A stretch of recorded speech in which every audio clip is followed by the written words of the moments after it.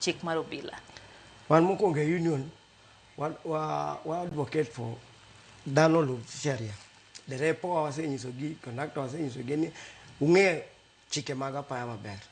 Ung'e traffic cap 4-3 mag traffic laws.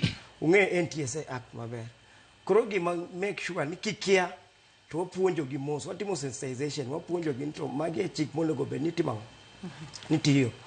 To kodhi ataro mar chik, to wan kaka jo union ok wanyal chung' kode nikech ok nyalo bedo ni wabedo kanyo ni wadwa mondo chik olu, kendo wan koni wabiro ni wadwa duoko ka ng'ama ok lu chik. Koro wan wanyiso gi gajinsa ni chik nyaka olu, gimoro kotimo gimo ne ni makosa. To mano giwinjre.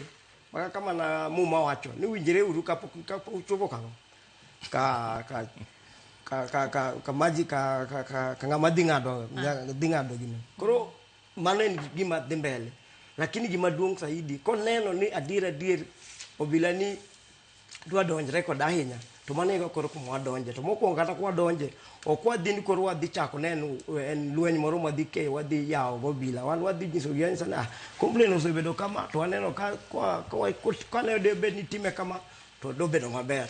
To koro kochopo ni koro ok